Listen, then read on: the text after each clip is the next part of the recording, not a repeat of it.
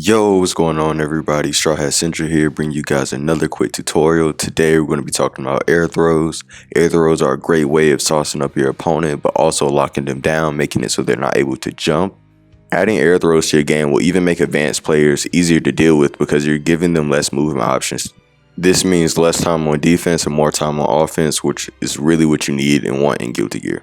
This video is going to break down how to do air throws, how to practice doing air throws, and advanced applications of air throws. First, air throws can be performed by just pressing 6 or 4 and dust while in the air next to your opponent. Now, the most important aspect and number one reason why your air throws are missing is because you're above your opponent. Air throws in Guilty Gear are meant to be a defensive or preventative measure, and because of that, it gives priority to the player that's below the other player. So the only way to land an air throw is to either be below your opponent or to be at the same height as your opponent.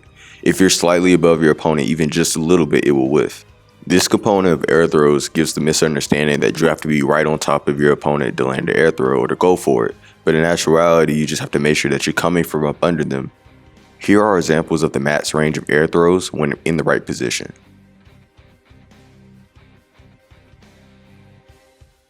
The second main reason why you may not be able to air throw is because your inputs aren't clean.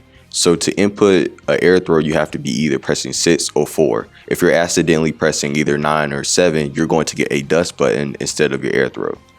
Now that we know the situation in which air throws work and how to do them, now let's talk about how to practice air throws. The best way to practice air throws is to set your opponent to jump in training mode. Then briefly tap the dash button or hold the dash button and then press 8 on the D-pad. If done correctly, this will cause your character to run forward and then jump up, and the momentum will carry them at the perfect angle to come from up under your opponent.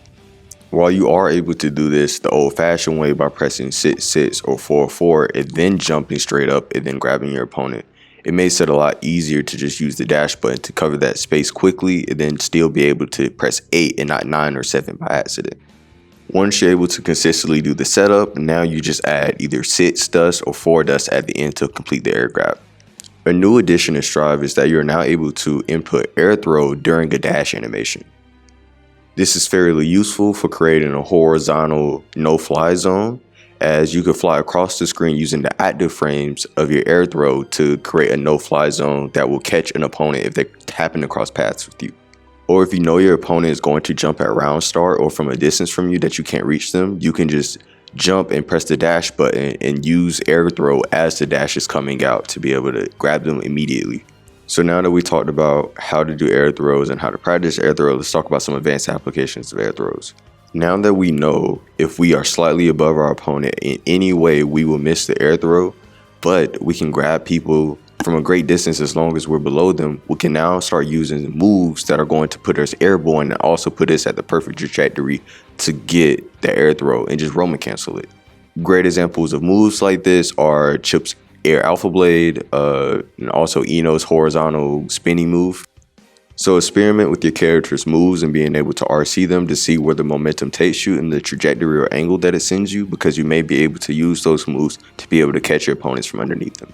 Also experiment with Roman cancel or RC drifts, because you can now be able to drift yourself underneath your opponent to be able to jump up and air throw them. If you guys enjoyed the content, please leave a like and subscribe. I really appreciate it, and I can get you guys more tips, get better, and go up the tower faster.